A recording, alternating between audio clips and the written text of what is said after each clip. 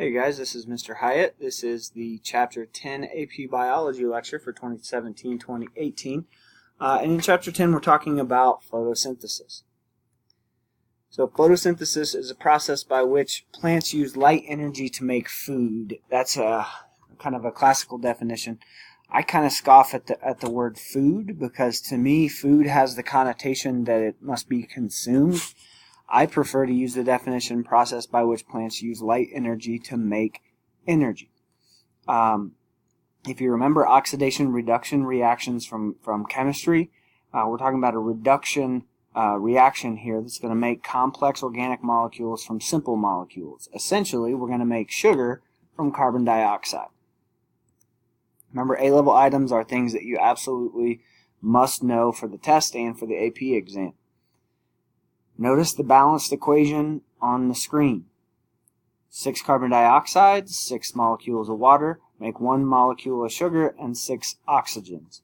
So count up our carbons, C6 over here, C6 over here. H12 over here, 6 times 2 would be 12, and O6, I've got 12, 13, 12, 18 O's, 6, plus 12 is 18 O. So my balanced reaction is correct. Of course we need chlorophyll and of course we need light. So early on in the process of figuring out photosynthesis, the question was, does the oxygen in the sugar come from the carbon dioxide or does it come from the water? So essentially, here's our model. We're trying to figure out where do those oxygens come from. Is this, essentially, are we attaching hydrogen to carbon dioxide or are we attaching carbon to water? How are we making our sugar? So we did an experiment where we used radioactively labeled oxygen 18 as a tracer. So you see in the first experiment we marked the water with our heavy oxygen, and in the second scenario we marked the carbon dioxide with the heavy oxygen. In both scenarios we see that the water is split. Here my heavy oxygen in the water is part of the O2. Here my heavy oxygen that's part of the CO2 is part of the sugar molecule. So the results are consistent. This always kind of baffles my freshmen. Oxygen is a waste product of photosynthesis. There's this human-centric bias that we grow up with. We think that plants exist to create oxygen for us. No. Plants exist and they make sugar, and luckily for us, part of that, a byproduct of that process, is oxygen, and is something that we need. Like I said, photosynthesis is a reduction reaction. Hydrogens are added to carbons, and of course those hydrogens come from water. And we're going to make these complex covalent bonds. They're going to be heavy-duty covalent bonds. We're not talking about carbon-carbon here. We're talking about some multiple carbon-carbons and doubles and triples and things along those lines. We've got 2 reactions that are part of the photosynthetic process, light and dark reaction. Notice the note here. The names are from whether they need light, not where or when they occur. So light is going to be the light requiring part, and dark is going to be the part that doesn't require light. Essentially, in this context, what's important about light is that it's energy. It's a form of electromagnetic radiation. And visible light has the right level of energy for use in photosynthesis. So if you take a look at this spectrum here, we've got, again, we're talking about electromagnetic radiation. So these are different forms of electromagnetic radiation. It's kind of like Goldilocks. It's wavelengths that are too hot, wavelengths that are too cold. Right in the middle is the visible spectrum. So notice, shorter wavelengths are over here, longer wavelengths are over here. There are some photosynthetic plants that are purple. There are some photosynthetic plants that have red leaves.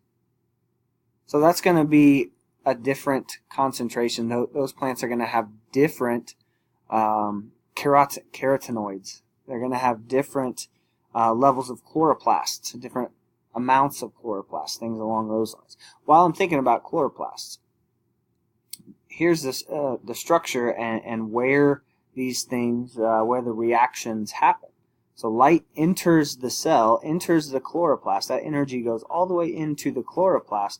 We have these stacks where some of the energy is going to be transmitted to energy, but the green is not. The green wavelength bounces out. That's why plants look green. Some plants, like I said, are going to absorb that green light and they're going to reflect purple light, or they're going to reflect red light. Different organelles are going to capture light in different ways. Not all colors are usable to the same degree. Like I said, red and blue light, green light's reflected or transmitted, and that's not always true of. That's not always true in every organism. Notice here in oceans, red light is lost or filtered out early because of its lower energy, and its wavelength allows it to be filtered out. So blue light, that's higher energy, can reach the lower depths. So plants, aquatic plants that are maybe in the benthic zone, that are in that range where there's not good light, those are going to operate on blue light. And we often see bioluminescence that's down in that zone is blue. So as a result, a lot of fish are bright red because it's an evolutionary adaptation. They can't be seen because there's no red light to reflect their color, so they're basically camoed into the water. Nothing can see them. Like I said, there are examples of plants that don't have chlorophyll. There are red plants. There are albino-looking plants that are look like kind of clearish, kind of beigeish. There are other photosynthetic pigments. There are these accessory pigments, and we'll talk about those here in just a minute. But let's start looking at chlorophyll. Okay, so chlorophyll is made of carbon, hydrogen, oxygen, nitrogen, and magnesium. Several types. There are several different versions of chlorophyll. Notice it has a lipophilic tail that allows it to dissolve into membrane, so that's really important. Notice I labeled that bullet point level B because I think that's probably a little bit more important than is the rest of the information here. And it does contain magnesium in a reaction center. Let's look at some pictures here. Okay, so we've got those stacks that I mentioned. Those are called granum. Those are stacks of thylakoids. Each of those little discs is a thylakoid membrane. So we have zoomed in here on our thylakoid membrane. There's our pigment molecules embedded into the membrane. We zoom in a little bit more, and here's what we're looking at. Looks a lot like half of a phospholipid. This is going to be the part of the chain that's in the membrane. This is going to be the part that's on the surface. There's our magnesium right in the center, and all of our rings of carbon they radiate around it. Excuse me. 3D model, again, looks a lot like a phospholipid. Accessory pigments like carotene and xanthophyll are going to absorb light energy and transfer the energy to chlorophyll. So they're going to capture some of that energy, that extra energy that the chlorophyll can't capture. It's going to kind of supplement and give the plant a little bit extra energy, a little bit more energy than it would have if those accessory pigments weren't there. So right now, here in central Indiana, we're living this slide. Chlorophyll's breaking down in plants, and so the nutrients are salvaged and moved into the stem for next year. So we break down the chlorophyll and save the nutrients. The trees are getting ready for winter. They know they're going to have a hard time accumulating nutrients and gathering nutrients in the winter, so they're going to salvage what they can from the leaves and just try to make it through the winter. Well, the accessory pigments don't have as much nitrogen. They definitely don't have as much magnesium, so they stay behind. Eventually they're going to get broken down, and the trees are going to store their nutrients as well, but that happens after the breakdown of chlorophyll. So that's why we see such pretty colors when we drive down the road. Like I said, here in central Indiana, we're just starting to see that stuff here in late September, but over the next month or so, we're going to see the evidence of all these accessory pigments. So as you're driving around, think about, what are you seeing? Are you seeing a lot of carotene? Are you seeing a lot of xanthophyll? Are you seeing a mixture of orange and yellow? Or are you seeing some of those other accessory pigments that are more reddish? Okay, so in terms of our chloroplast structure, I kind of talked about this a little bit.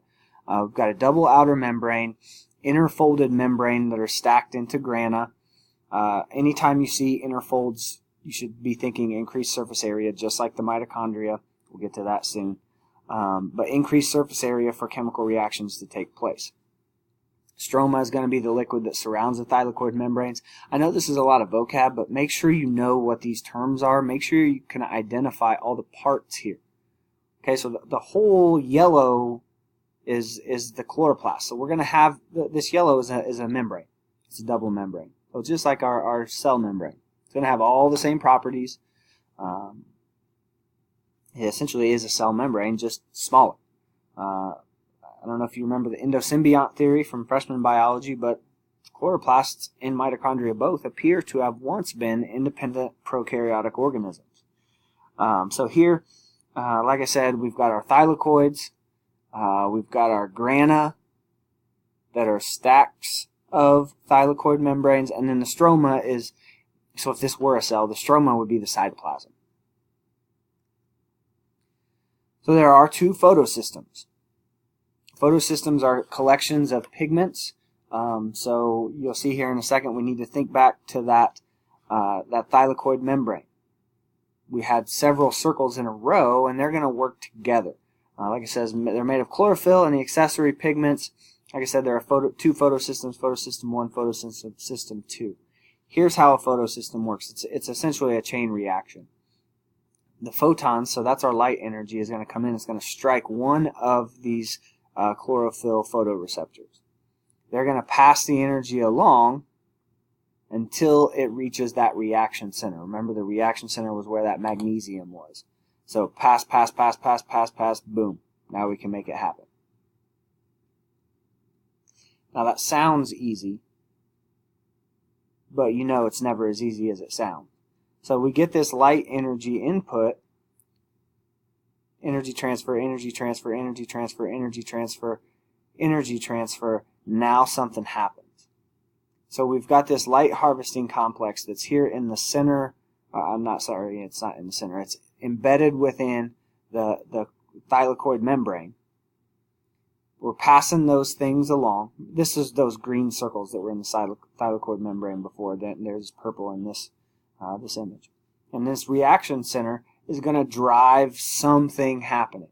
Soon we'll see what that something is. So essentially what happens when a photon comes in, it's going to energize this chlorophyll. It's going to excite the chlorophyll, and then the energy is going to dissipate.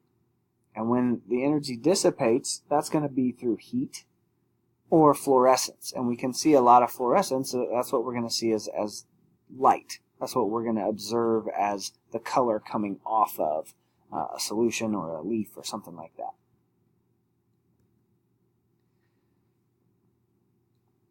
So there is a system that works. Photophosphorylation is going to be with photosystem 1. It's going to produce ATP really quickly. But it appears to be an early evolutionary step. It's gonna, here, let me just talk from the picture. So we get our photosystem, light comes in to the primary acceptor, there's a complex that cycles, and we make ATP. So it's a basic system, receives input, produces ATP. Receives input, produces ATP. Now, a more advanced evolutionary version of photosynthesis involves both photosystems together. We'll pick up with that in Lecture 2.